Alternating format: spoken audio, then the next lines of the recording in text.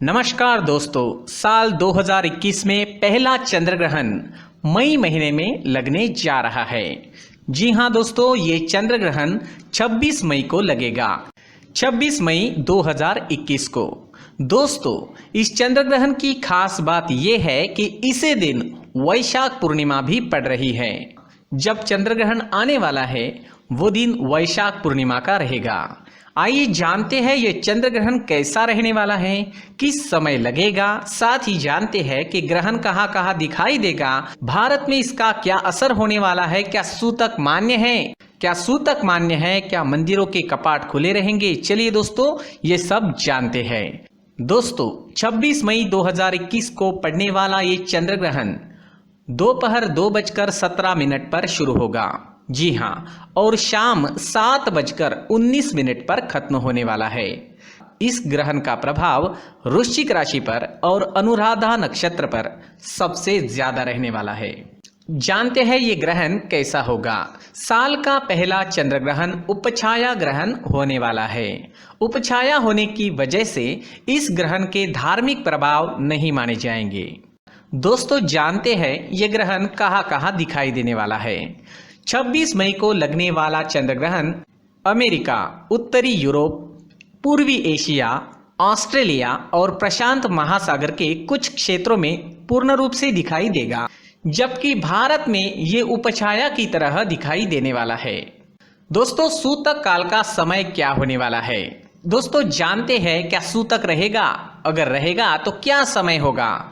ये चंद्र ग्रहण उपछाया चंद्र ग्रहण है। उपछाया ग्रहण में किसी भी तरह के धार्मिक कार्यों पर पाबंदी नहीं होती है, इसलिए इस दिन सूतक काल नहीं माना जाएगा। जी हाँ, सूतक काल नहीं माना जाएगा। ग्रहण काल के दौरान भी मंदिर के कपाट बंद नहीं रहेंगे, मंदिर के कपाट खुले ही रहेंगे। लेकिन हो सकता है दोस्तों, लॉकडाउन की वजह से मंदिर के कपाट बंद रहे, तो उसका मतलब ये नहीं है कि चंद्र ग्रहण की वजह से वो कपाट बंद है। इस दिन किसी भी तरह के शुभ कार्यों पर रोक नहीं रहेगी, क्योंकि ये उपछाया ग्रहण है। दोस्तों, क्या होता है उपछाया ग्रहण। चंद्र ग्रहण के शुरू होने से पहले चंद्रमा धरती की उपछाया में प्रवेश करता है। जब चंद्रमा पृथ्वी की वास्तविक छाया में प्रवेश किए बिना ही बाहर निकल आता है तो उसे उपछाया ग्रहण कहते हैं। जब चंद्रमा धरती की वास्तविक छाया में प्रवेश करता है तब पूर्ण चंद्र ग्रहण लगता है। उपछाया ग्रहण को वास्तविक चंद्र ग्रहण नहीं माना जाता है।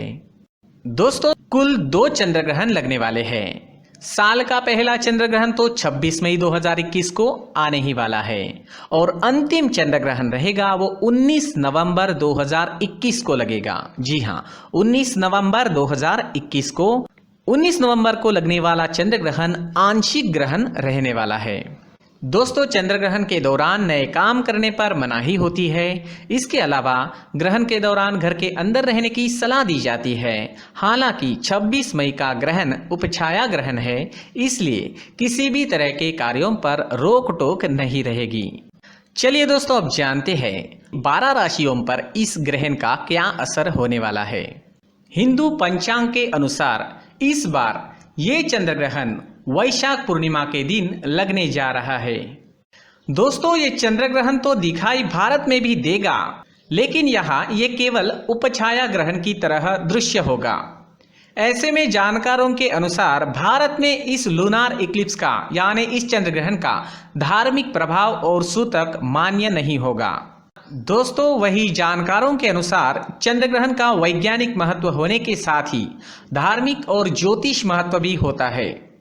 ज्योतिष मान्यताओं के अनुसार चंद्र ग्रहण का प्रभाव सभी लोगों पर पड़ता ही है। यह चंद्र ग्रहण 26 मई 2021 बुधवार को दोपहर 2:17 पर शुरू होगा और शाम 7:19 तक रहने वाला है।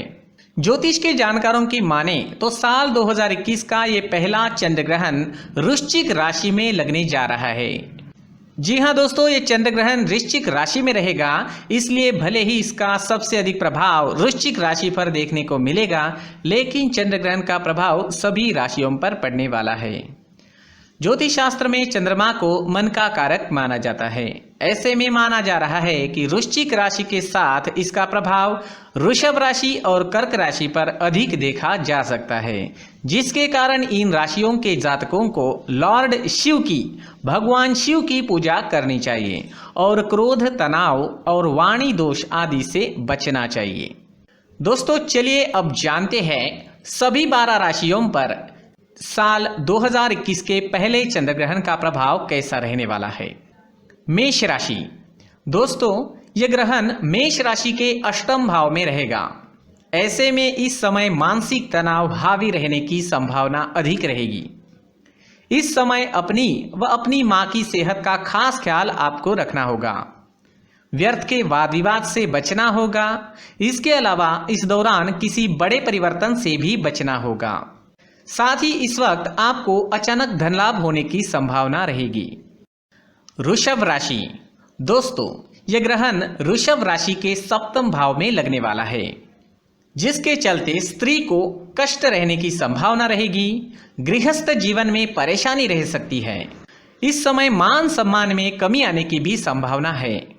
जीवन साथी की सेहत का खास ख्याल तो इस समय में रखना ही होगा। साथ ही वैवाहिक जीवन में कटुता से भी बचना होगा। दोस्तों बात करते हैं मिथुन राशि की। यह ग्रहण आपकी राशि के यानी मिथुन राशि के छठे भाव में रहने वाला है, जो आपके लिए ग्रहण लाभकारी होगा। जी हाँ, यह ग्रहण मिथुन राशि के लिए लाभकारी रहेगा। ऐसे में धन लाभ की संभावना भी है, वही कार्यों में सफलता भी मिल सकती है। लेकिन आप लोगों को भी व्यर्थ के वाद विवाद से बचना होगा। चलिए दोस्तों जानते हैं कर्क राशि वालों के लिए यह ग्रहण कैसा रहने वाला है। दोस्तों यह ग्रहण कर्क राशि के पंचम भाव में लगने वाला है, जिसके चलते मानसिक तनाव, पेट संबंधी रोग रह सकते हैं। इस दौरान संतान का भी विशेष ख्याल रखना होगा।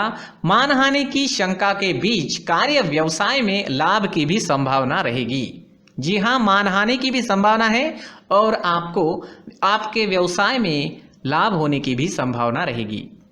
चलिए दोस्तों जानते हैं सिंह राशि के लिए ये साल 2021 का पहला चंद्र ग्रहण किस तरह के परिणाम ला रहा है। दोस्तों ये ग्रहण आपकी राशि में, सिंह राशि में चतुर्थ भाव में रहेगा, जिसके कारण कार्य व्यवसाय में बड़ी सफलता की संभावना है। लेकिन इस समय में घरेलू परेशानी भी रह सकती है। इस दौरान आपकी मां की सेहत का आपको खास ख्याल रखना होगा। कार्य सिद्धि के बीच इस समय किसी भी कार्य में परिवर्तन से बचना होगा। चलिए जानते हैं कन्या राशि के लिए यह ग्रहण कैसा रहेगा। यह ग्रहण कन्या राशि की तृतीय भाव में लगेगा। यह समय आपके लिए बहुत अच्छा रहेगा। साथ ही भाग्य व धन धान्य में वृद्धि होगी। लाभ के बीच नौकरी में भी तरक्की की संभावना है। तो दोस्तों कन्या राशि वालों के लिए यह ग्रहण बहुत अच्छा रहने वाला है। चलिए जानते हैं तुला राशि वालों के लिए यह ग्रहण कैसा रहेगा। यह ग्रहण आपकी राशि के द्वितीय भाव में रहेगा, जिसके चलते इस समय धन हानि के संकेत मिल रहे हैं। साथ ही इस समय उधार देने व निवेश से आपको बचना चाहिए। अपने व जीवन साथी के दोनों की सेहत का खास ख्याल रखें। शारीरिक कष्ट व चिंता रहने की भी संभावना है। चलिए दोस्तों अब जानते हैं वृश्चिक राशि वालों के लिए यह ग्रहण कैसा रहने वाला है। दोस्तों ये ग्रहण आपकी राशि के प्रथम यानी लग्न भाव में लगेगा, जिसके कारण आप पर इसका विशेष प्रभाव पड़ेगा। इस दौरान वृश्चिक राशि वालों को कुछ विशेष बातों का ध्यान रखना होगा। इस समय में सेहत का ख्याल रखने की बहुत ज़्यादा ज़रूरत रहेगी। साथ ही मानसिक तनाव से भी बचना होगा। शारीरिक कष्ट व चिंता इस समय आपको घेर सकती है। इस दौरान घरेलू झंझटों से बाहर आने के अलावा वाद विवादों से भी आपको बचना होगा। जीवन साथी से मतभेद से भी दूर रहे। जी हाँ, और धन हानि की भी संभावना रहेगी। तो दोस्तों को इस समय में निवेश वगैरह जैसे काम ना करें और साथ ही किसी से भी लड़े ना। किसी से भी आपको इस दिन लड़ना नहीं है, झगड़ना नहीं है। आपको ज़्यादा से ज़्यादा अपने कामों में रहना है, शांत रहना है, ताकि ये समय निकल जाए। चलिए दोस्तों जानते हैं धनु राशि पर इस ग्रहण का कैसा प्रभाव रहने वाला है। ये ग्रहण धनु राशि के द्वादश भाव में रहेगा, जिसके कारण खर्चों में अधिकता आने के साथ ही अनिद्रा की समस्या रह सकती है। इस समय में आपको स्वास्थ्य का खास ध्यान रखना होगा। साथ ही वाणी पर संयम रखते हुए व्यर्थ के वाद विवाद से बचना होगा। धन हानि की भी संभावना इस समय में रहने वाली है।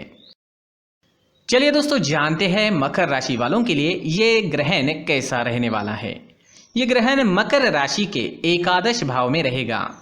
ये समय आपके लिए अत्यंत लाभदायक है। इस दौरान धन लाभ, कार्य व्यवसाय में बड़ी सफलता मिलने की संभावना है। इस समय में सेहत अच्छी व संतान सुख भी मिलेगा। कुल मिलाकर ये समय मकर राशि वालों के लिए बहुत ही शुभ रहेगा। यानी ये ग्रहण मकर राशि वालों के लिए शुभ रहने वाला है। चलिए दोस्तों, जानते हैं कुंभ राशि वालों के लिए साल 2021 का ये पहला चंद्र ग्रहण कैसा रहने। दोस्तों, ये चंद्र ग्रहण कुंभ राशि के दशम भाव में रहेगा, जिसके चलते कार्य व्यवसाय में उतार चढ़ाव बना रह सकता है।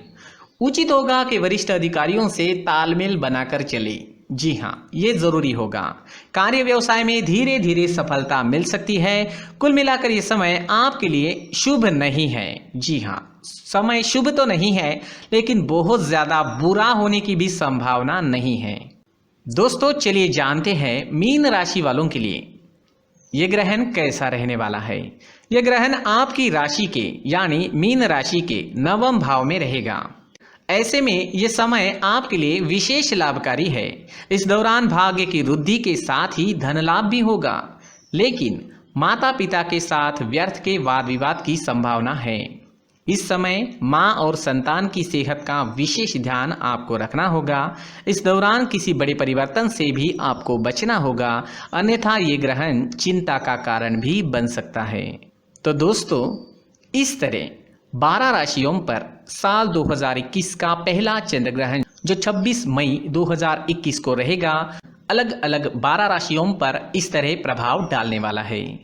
दोस्तों, इस वीडियो में हम देखने वाले हैं चंद्र ग्रहण आ जाता है और फिर चंद्र ग्रहण खत्म हो जाता है, लेकिन कभी कभी हम चंद्र ग्रहण का जो सूतक है उसमें जो भी नियम है वो नहीं कर पाते। जो भी चंद्र ग्रहण के सूतक के नियम है वो हम अच्छे से फॉलो नहीं कर पाते। इसके पीछे कुछ भी कारण हो सकता है। साथ ही दोस्तों, अगर हम नियम भी फॉलो करते हैं, सब कुछ अच्छे तरीके से करते हैं, तो भी चंद्र ग्रहण काफ़ी सारी निगेटिव एनर्जीज हमारे घर में भर देता है और काफ़ी सारी निगेटिव एनर्जी चंद्र ग्रहण के वक्त फैल जाती है। तो उस निगेटिव एनर्जी को निकालना हमारे लिए काफ़ी ज़रूरी होता है। हम चंद्र ग्रहण से जुड़ी निगेटिव एनर्जीज के चपेटे में ना आने के लिए काफ़ी कुछ करते हैं।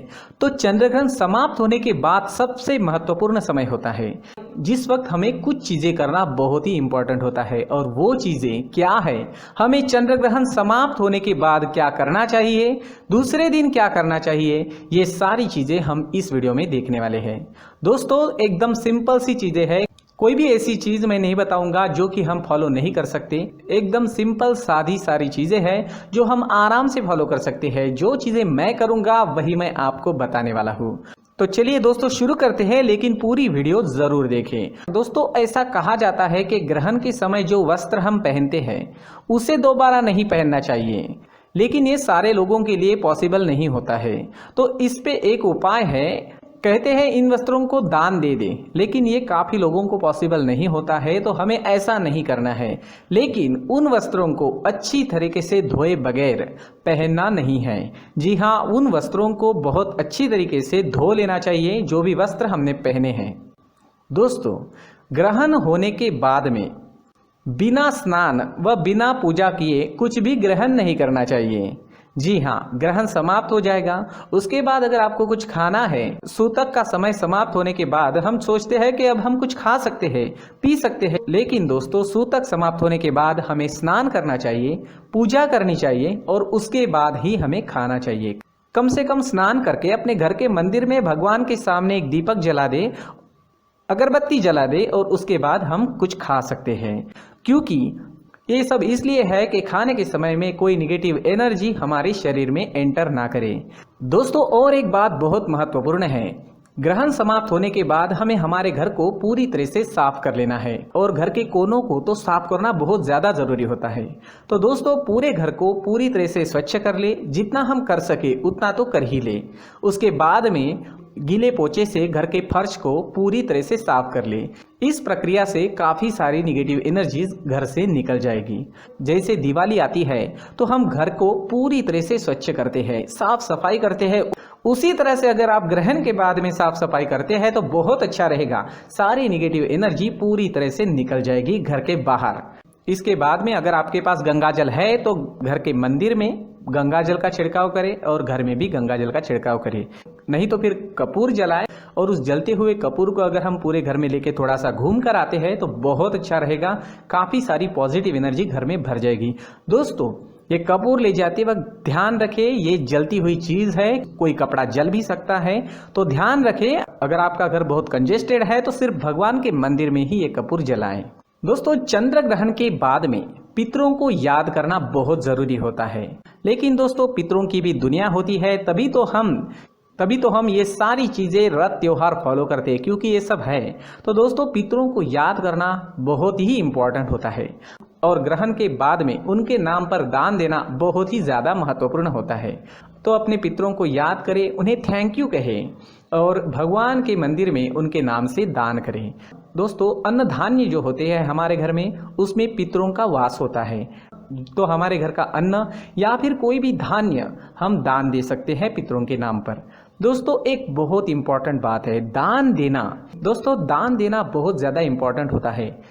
इंसान के मन में लालच तो होती ही है और लालच के कारण इंसान कोई चीज़ छोड़ता नहीं। जब तक हम कुछ छोड़ेंगे नहीं, निगेटिव एनर्जी भी हमारे पास जो है वो छूटने वाली नहीं है। तो दोस्तों, जब हम दान देते हैं तो हम कुछ छोड़ते हैं, और दान भी क्या देना है, वो चीज़ दान देनी है जिसकी हमें ज़रूरत है। हमारी प्रिय चीज़ दान देना ज़रूरी नहीं है, लेकिन जो चीज़ हमें ज़रूरी है उसका दान देना ज़रूरी होता है।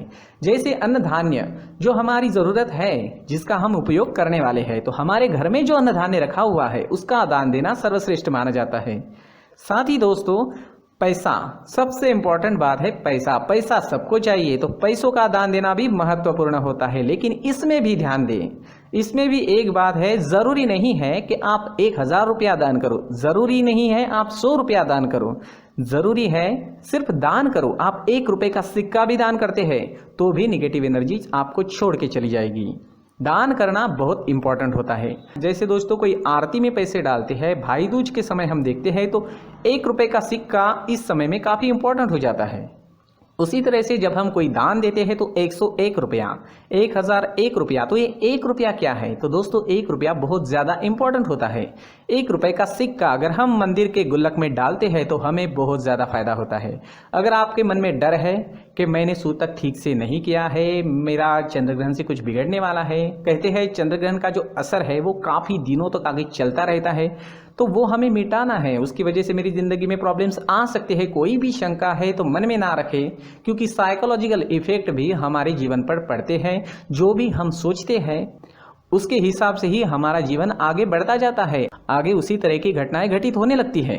तो दोस्तों, आपको एक बात याद रखनी है, आपको 1 रुपये का सिक्का मंदिर के मुख्य गुल्लक में ज़रूर डालना है। तो दोस्तों, आप इस समय में एक बात करें, ग्रहण के दूसरे दिन बढ़िया स्नान करके मंदिर जाएं, भगवान की पूजा करें और 1 रुपये का सिक्का मंदिर के मुख्य गुल्लक में ज़रूर डालें। और दोस्तों, 1 रुपये का सिक्का आपने डाल दिया, अगर आपके मन में फिर भी शंकाएं है तो 7 दिन लगातार 1 रुपये का सिक्का मंदिर के गुल्लक में डालें, लगातार डालना है आपको।